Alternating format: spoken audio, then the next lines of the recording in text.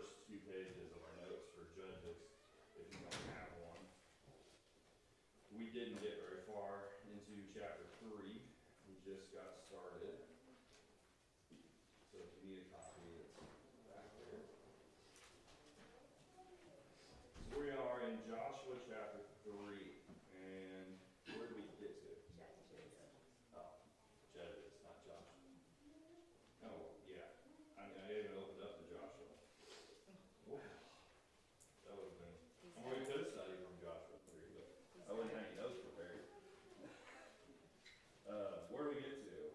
Remember? Yeah, B. Oh, so verse 3? That's what I thought. Didn't get very far. Alright, so as we talked about, the first part of chapter 3, from verse 1 through verse 6, is really a continuation of the last chapter. And so we ended with the statement there in chapter 2 about the nations that were left and that they would be a test for them. We opened up chapter 3 with the same thought. Verse 1 and 2, now these are the nations which the Lord left, that he might test Israel by them, that is, all who had not known any of the wars in Canaan. And so, verse 2, this was only so that the generation of children of Israel might be taught to know war, at least those who had not formerly known it. So, why was it important that they learn war? You guys remember? Because there's an interesting statement that was there. We should strive to have peace, right? We talked about 1 Timothy chapter 2, verse 1 and 2, about praying for our leaders so that we have peace, we can live peaceably. We're supposed to strive to live peacefully with all men. But why was it that God desired for those that did not know war to know war? They were going to have to fight. Yeah, they were going to have to fight, for one, yeah. And what else? I think because they didn't obey him, so his protection was not going to be as it was before. Yeah. And so that's true. And when I look at this also, I see the fact that they were always going to be in a war, and they needed to know how to fight that battle. And so when we relate that to today, what kind of battle are we a part of? Spiritual battle, right? We are to know our weapon, right? We are to know how to use it. Does that mean that we're always going to have to use it in a battle? No. There's going to be times of peace, there's going to be times of battle. But we need to know how to use it. And I think that's similar to what we see here. But then also I think it's a consequence of their choices. Do you think God would have allowed them to live peaceably if they had obeyed and got rid of all the nations and done what God had said? Yes. Now, what has, throughout history, what has peace brought Israel first? Prosperity, Okay, prosperity, and then forgetting God. Oh, my bad. Yeah, but we know it is. The Things peace get brought really- prosperity. Yeah. They get really Then good. it brings disobedience again. Yeah. And we talked a little bit about that, was the fact that, that peace was great, but they got bored. I think Justin said that, bored. And they started to serve other gods. I think we do the same thing today. Mm-hmm. We I do do too. exactly the same thing today. And it's the constant refocus that you have to make on your own willpower to not do that. Yeah, that's right. And when we think about history, we talk about the book of Revelation and the struggles they had with Rome. But once Constantine then changed the focus of Rome into where Christianity was now he was like 317. He stated that Christianity was now a national religion, could be followed. The church grew and thrived, but what else came from that? Denominationalism. And so that's what we see happen, was that the church started to, we start seeing these councils, and they start to decide, well, God said this, what does he really mean? And then they start changing the laws time of peace was great, it caused the church to grow, but it also caused problems. And so here, this time of peace that they would have, and we're going to see that after every judge, they had a period of peace. And during that time, they were prospering, but then they got worse. And so that brings us to verse 3. So it talks about these nations. So it says, namely, 5 lords of the Philistines, all the Canaanites, the Sidonians, the Hivites who dwelt in Mount Lebanon, from Mount Baal-Hermon to the entrance of Hamath. And so the 5 lordship cities that are mentioned here, well, they're not mentioned, but we know that they are Gaza, Gath, Ashdod, Ekron, and Ashkelon. And so they are all down in this area. Of course, we've heard a lot about Gaza recently, but in this area.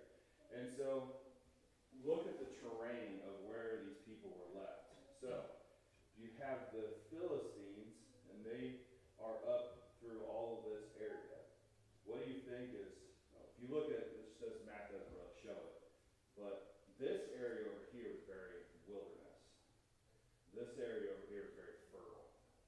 And where were the people that were left? In a very fertile area.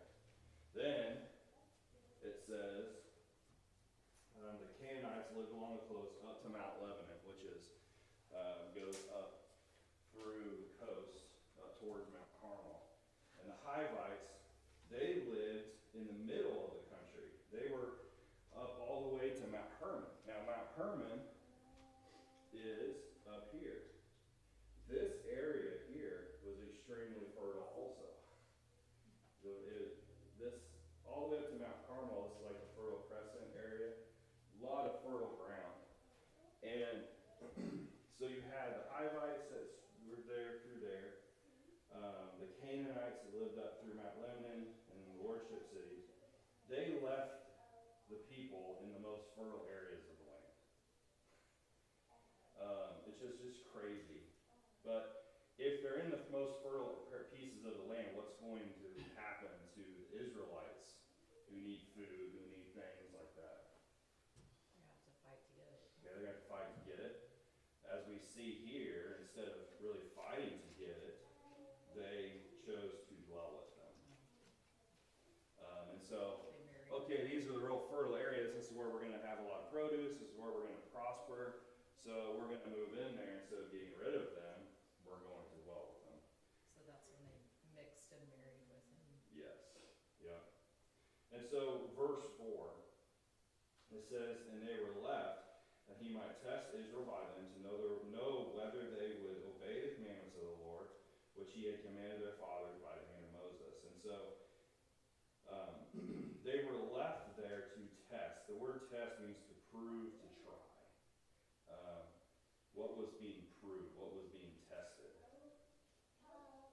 Loyalty to him or them. Okay, their loyalty to God, their faith. And he was testing them to see if they would follow his commands. Okay, so that's part of their loyalty to him. Has God tested people throughout history? Yeah, somebody read Genesis 22, verse 1. Here's just a few examples.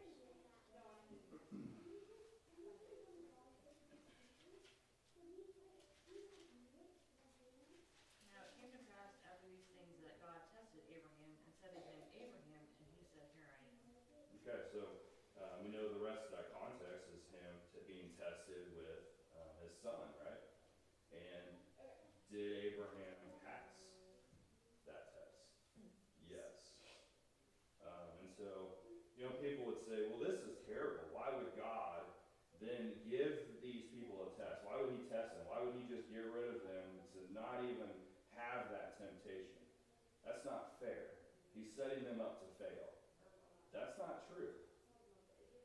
Because he has done this throughout history. And depending on the person and what they chose to do, how the outcome was. Somebody read Psalm 26 and verse 2. Examine me, O Lord, and prove me. Try my mind and my heart. All right, so David there, he is asking for that testing. He is asking for that proving. And, he was many times. So read 2 Chronicles 32:31.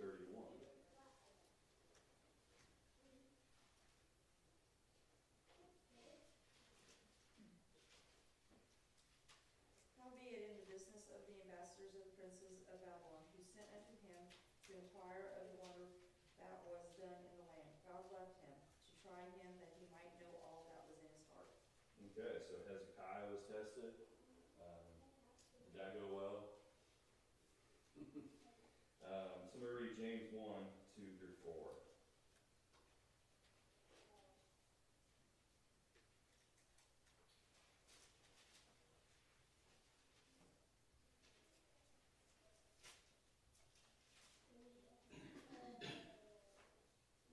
My brethren, count it all joy when ye fall into divers temptations, knowing this, that the trying of your faith worketh patience. But let patience have her perfect work, that ye may be perfect and entire, wanting nothing. All right, so throughout history, and this is just a few examples, several people were tested and they chose to chose to do what they were supposed to do. And pass, some failed. And so you and I also are tested. God allows us to be tested. We're going to talk more about that later when we look at our sermon today and whatnot. But we're going to talk about that a little bit. And God allows that to happen. And so the question then is, some would say, well, is it fair that God let them be tested? Was it fair that God put this, or allowed, not really put, but he allowed them to deal with their consequences, really? Because their consequence was they didn't listen, they didn't follow him, so he left the people there. Now they're going to be a test to them. And so, did he give them everything they needed to pass that test? Think about that.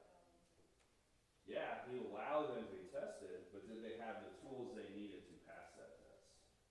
Do we have the tools that we need to pass that test? Yeah, we do. What is that? The Word of God, right? And so,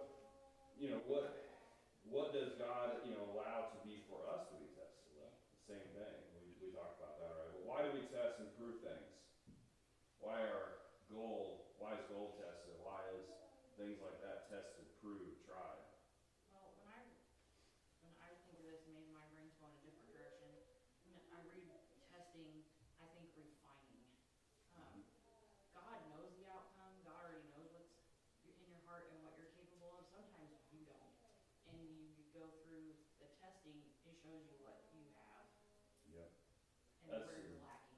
Yeah, that's 1 Peter chapter 1. We're going to see that later too. But yeah, it's that proving or purifying of something. 1 Corinthians 3 talks about that. Mm-hmm. Yeah. And so we look at that testing and we say, it's true. It's God allows it to happen, because what does God want? When we think about gold, or we think about diamonds, we think about things like that, precious things, we want them to be what? The purest form, right? If you go to sell gold or something and it's only 60% pure, are you going to get much out of it? No. Prove it to make it pure. Think about that with God. Does he want a product that is only 60%? And that's 100% of it. Yeah. You think about John chapter 4, verse 24. It says, God is spirit, and they that worship him must worship him in spirit and truth. Verse 23, and saying that worship for it, God desires true worshipers, right? What is a true worshiper? Correct. Spirit. Correct, yeah. It's one that truly wants to worship him, right? In the correct way and with the right attitude. Not someone that is just giving 50% or 60%. And so, testing makes us better, right? Testing proves us and makes us better. And so that's what we see here. God was giving them a test, and unfortunately, many of them, if not all of them, failed constantly. And so we look at that and we go, well, how terrible are these people to do this? God gave them everything they needed. God tested them and they failed. I'm not going to do that, right? How often do we fail? We do. We're not perfect. That's why I'm so thankful, and I think all of us are, that we're under the new covenant, right? Because we have the blood of Christ that cleanses us, right?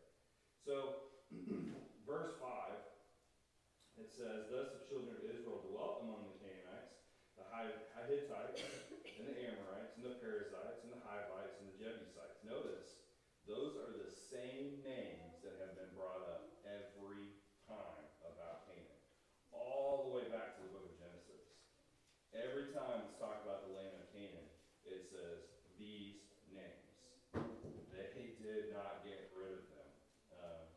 And so they're all still there. And they took their daughters to be their wives and gave their daughters to their sons, and they served their gods. And so, what was the result of their testing? They were tested, and what did they choose to do? Well, Found wanting. yeah, they failed miserably. What was their two mistakes mentioned here? Well, it says they dwelt among them. So, think about somebody, let's go to Psalm chapter 1. I think it's just verse 1 through 3. But Psalm 1.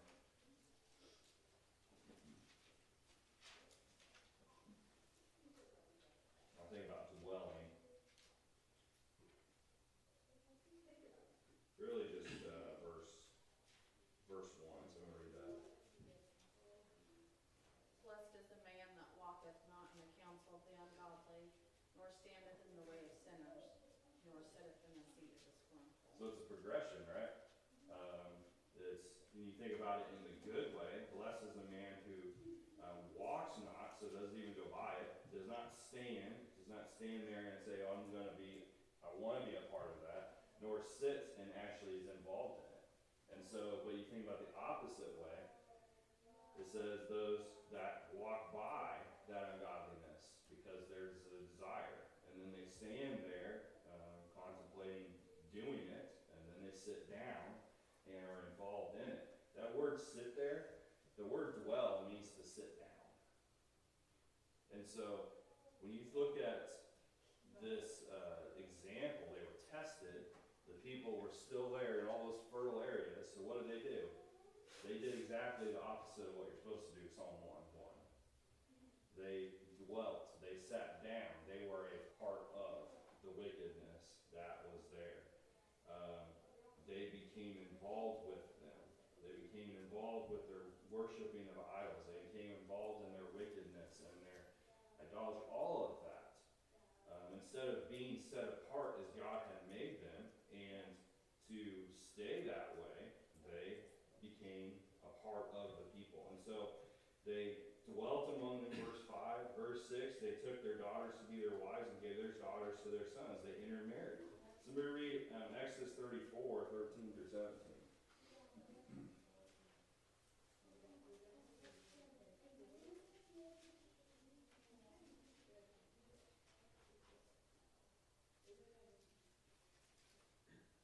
When you take of his daughters for your sons, and his daughters play the harlot with their gods, and make your sons play the harlot with their gods, you shall make no molded gods for yourselves. There you go. 34, Exodus 34, 13 through 17.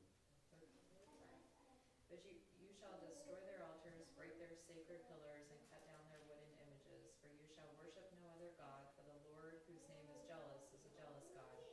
Lest you make a covenant with the inhabitants of the land, and they play the harlot with their gods, and make sacrifices to their gods. And one of them invites you, and you eat of his sacrifice, and you take of his daughters for your sons, and his daughters play the harlot with their gods, and make your sons play the harlot with their gods. You shall make no molded gods for themselves. So what were they commanded to do in the law of Moses? To destroy all that stuff and to not what? Intermarry with the heathen nations, the wicked nations around them. And they did they just did the opposite of that. They went in and they married and intermarried, and it caused problems. When you think about Solomon was fine until what? He went and got 700 wives from other nations, and they turned his heart from God.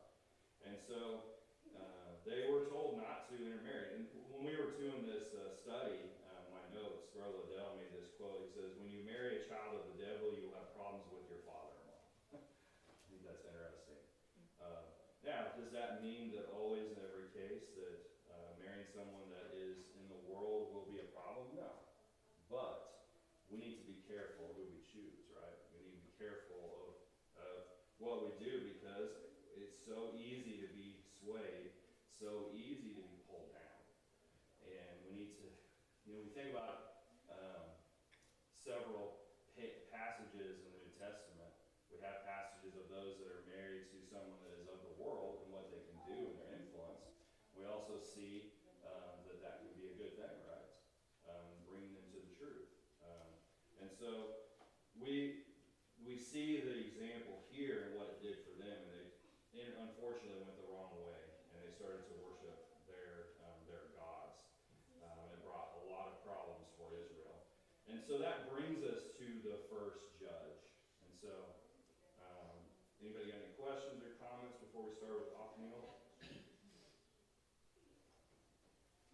All right. Somebody want to read verse 7 through 11?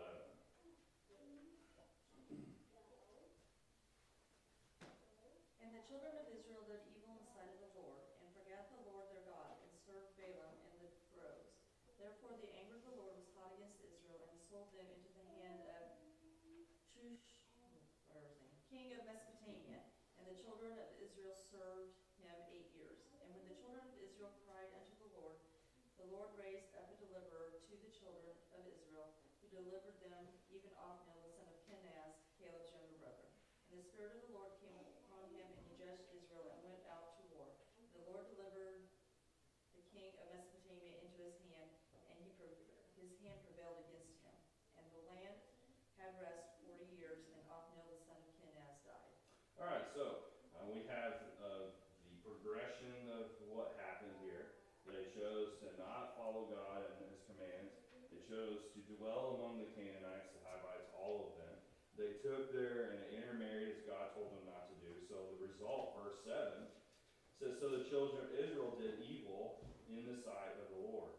Now, was this progression quick? You think it would have happened over a period of time? When you think about it, this doesn't happen overnight. This kind of falling away from God happens over time. And so there's always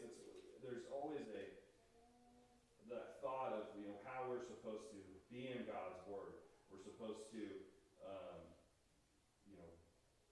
engulf ourselves in his service of him and being in worship and things like that, because those little steps away from God will at some point lead to complete turning our back on him. And that's what they did here. It was slow progression.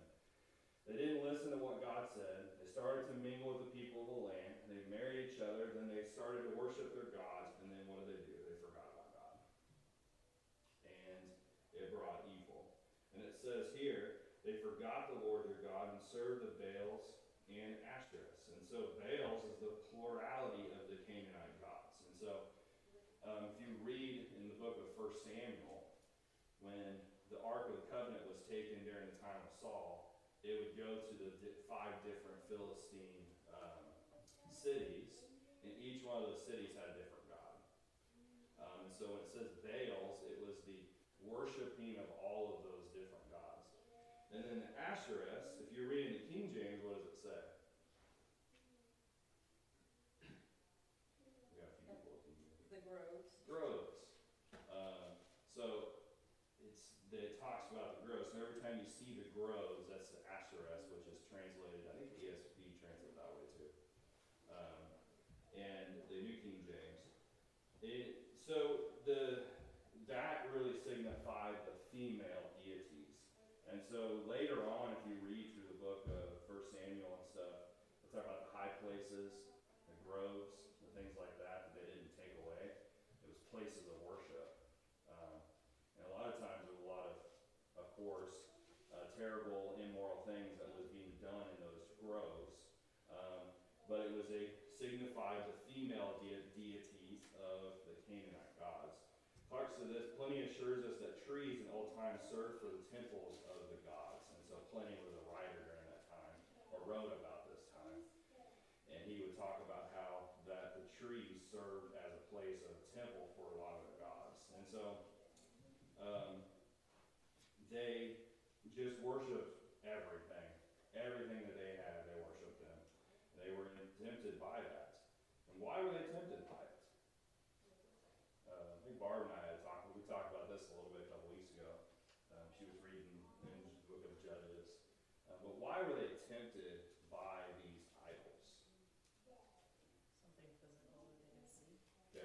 physical they could see. Yeah, we talked about that in the youth class. So many people, they can't see, touch, feel God. They don't want to believe he's real, right? Because the scientific method's there for identifying something.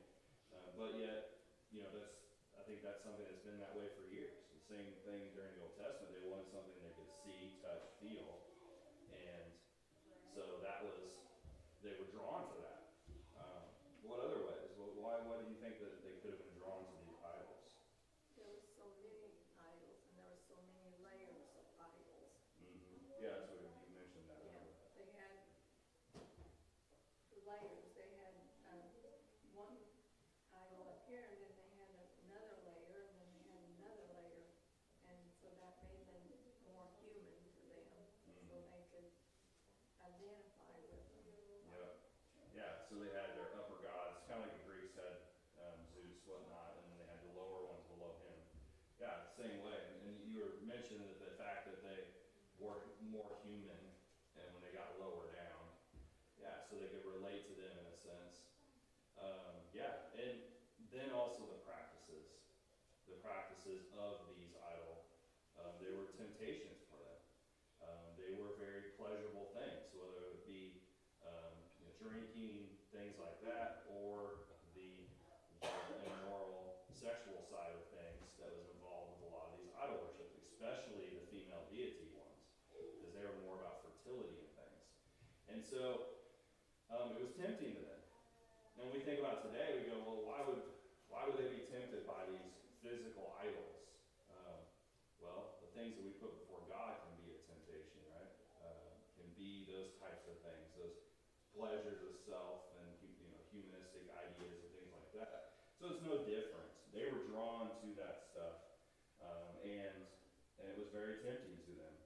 And so we see that they went and served these people. Now, before we move on, I want to notice, I have a list here. We need to notice something about some of these people that are now going to be enemies of God. And we're going to see that especially as we get into Ehud here. But the Ammonites, when we look at the Ammonites, they were the descendants of Lot, right? By his younger daughter. We're going to see that later. I think it's in, let's just read it. It's in the book of Genesis. Where do I have that at? Genesis 19. So I'm going to read verse 36 through 38.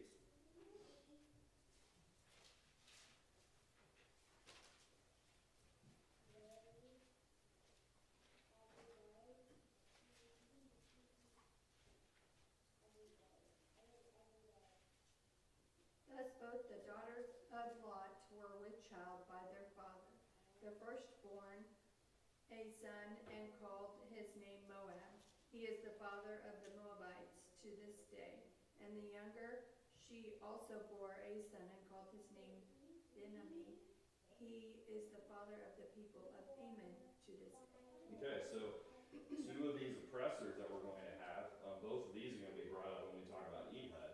The Moabites and the Ammonites, they joined forces with the king of Moab, and the Moabites and the Ammonites, they worked together to oppress Israel. They were family. They were close, in a sense, not really close, but Abraham and Lot were what? They were family, right? They were cousins. Remember, I was cousins, right? Yeah, Lot was his nephew, yeah. And so they were family. And yet here in the future, we're seeing these two nations now are going to be enemies of Israel. We're going to also talk about the Amalekites. The Amalekites, and read 1 Chronicles 1, verse 36.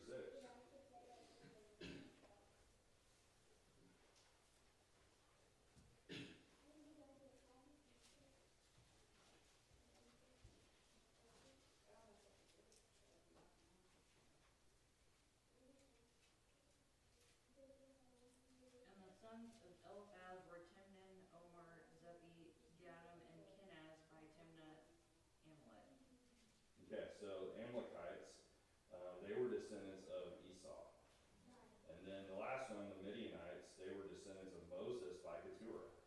So all of these, some of these oppressors that we're going to see are family, or used to be some that come from families that serve God. I wouldn't say Esau served God like he should, but Lot was with Abraham, Moses served God. And so we see that now they have become enemies. And we're going to notice these names as we go through these oppressors. And so verse 8 says, Therefore the anger of the Lord was hot against Israel, and he sold them into the hand of Cushan-Rishathaim, king of Mesopotamia. And the children of Israel served Cushan-Rishathaim 8 years. Now, so they were sold into, this is their first oppressor. And Cushan-Rishathaim, his name means double wicked. He was the king of Mesopotamia. Now, how he got that name, because it was a name that was associated with him, double wicked. We don't know much about his reign or his area that he reigned. It just tells us that he was the king of Mesopotamia. Holland Bible Dictionary talks about Mesopotamia this way as a quote. It says, strictly speaking, Mesopotamia, from the Greek between the rivers, is the designation of the area between the Tigris and the Euphrates. Mesopotamia applies more generally to the entire Tigris-Euphrates valley. At times in antiquity, the culture of Mesopotamia dominated an even larger area, spreading east into Elam and Media, north into Asia Minor, and following the Fertile Crescent into Canaan and Egypt. And so when we think about the Fertile Crescent, Before you go any further, when his mother had him, she named him double wicked, or the name came from him because he was double wicked. That's how they got the definition of that name. I think that it was because of the name that he got from how he acted. But his mom didn't. I don't think his mom called him that. Okay. That would be kind of crazy for sure. But we get into the book of Hosea. No, I think it's Hosea. Some names that were used there. God told him it was, against Israel and what they were doing. But Fertile Crescent is this area. So Mesopotamia, Media is over here in this area. But it talks about how its influence would go all the way down into Canaan. That's during this time when he came down up in this area down into Egypt and all the way down to Canaan and took that area. So we're in Genesis 10, verse 8 through 12.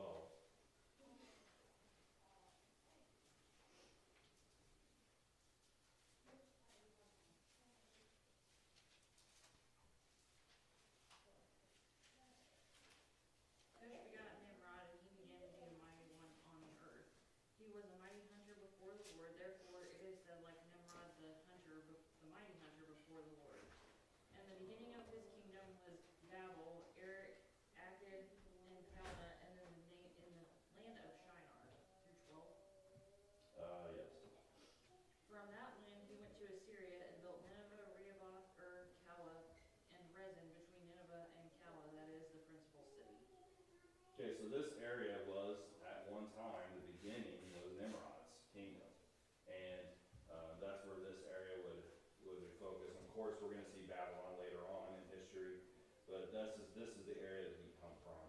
And so, this is their first oppressor. He comes down into Israel, and he oppresses, and for 8 years, they served him for 8 years. But it's interesting, notice the wording here. So verse 7 tells us that they were wicked in the sight of God. So then verse 8 says, Therefore the anger of the Lord was hot against Israel. So we've talked about God's anger being hot, that heat, that idea of God's anger against him, and that righteous anger that he had. But notice it says, and he sold them into the hand of Cushan-Rishathaim. He sold them into his service. What does that say about their control of their nation? So they had no control. And what does that say about Cushan-Rishathaim's nation? He didn't have control either, right? He thought he did. He thought, hey, I'm going down to this nation, and I am able to take this nation, oppress these people, people receive their riches, all of this great stuff, and he thinks he's doing it, but who's doing it? God is. God can sell any nation into bondage or any nation into its end if he wanted to. Could he do that to us? Yes. God has the power to control nations. We're going to see that later. In Acts chapter 17, we saw that. And so he oppressed Israel for 8 years. So then verse 9 says, when the children of Israel cried out to the Lord raised up a deliverer for the children of Israel, who delivered them, Othniel, the son of Kenaz, Caleb's younger brother.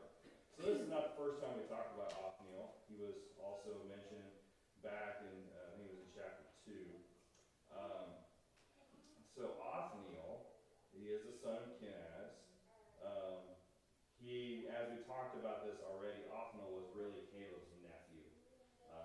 The word brother was to be used in reference to sibling, also in relation of nation and things like that. But they had different fathers. And so it's talked about the fact, and we looked at this back, so we're not going to spend time on it, but it was his nephew. And so then his name, really Othniel's name, means God is powerful, which is interesting. God is powerful. Who was God with during this time? We talked about this in the end of chapter 2. Who was God with? Was he with Israel or was he with Othniel? Othniel, right? The wording used is that God would be with the judge, because Israel was the one that was being wicked. The judge was a servant of God, and he was with him. And so it talks about in verse 10, the Spirit of the Lord came upon him, and he judged Israel. God was guiding him. The Spirit of God was used to do that. How would the Spirit of the Lord guide him?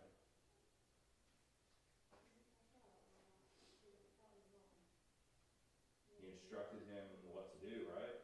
He would also, he was a military leader, but he was also a judge and served for a period of time, so God would give him the wisdom he needed to be that judge, right?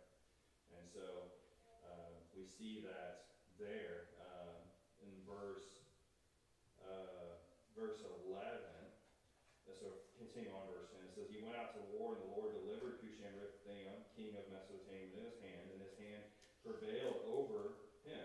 So the land had rest for 40 years, and Othniel the son of Kenaz died. So we're not given much more detail, but he was delivered into Othniel's hand.